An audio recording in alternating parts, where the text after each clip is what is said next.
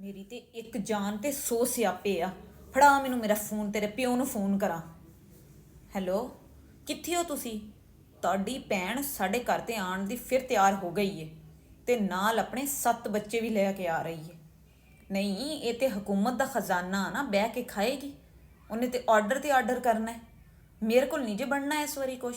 ਮੈਂ ਪਹਿਲੇ ਕਹਿ ਰਹੀ ਹਾਂ, ਤੁਹਾਡੀ ਭੈਣ ਏ, ਉਹਦੇ ਜੋਗਾ ਕੁਛ ਨਾ ਕੁਛ ਬਾਹਰੋਂ ਲੈ ਆਣਾ ਤੇ ਉਹਦੇ ਬੱਚਿਆਂ ਲਈ ਵੀ। ਹਜੇ ਪਿਛਲੀ ਵਾਰੀ ਉਹ ਮੇਰੇ ਜੁੰਡੇ ਪੱਟ ਕੇ ਗਈ ਹੈ ਤੇ ਹੁਣ ਫਿਰ ਆ ਗਈ ਹੈ।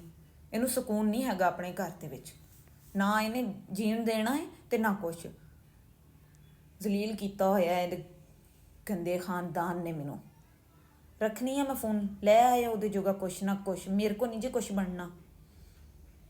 ਨੀ ਉੱਠ ਪਿਆ, ਫੁੱਫੀ ਤੇਰੀ ਆਂਦੀ ਪਈ ਏ। ਫਿਰ ਆ ਗਈ ਏ ਲੜਾਕੀ ਜੀ ਨਾ ਹੋਵੇ ਤੇ। ਜ਼ਲੀਲ ਗੰਦੇ ਖਾਨਦਾਨ ਤੇ ਫਸ ਗਈ ਆ।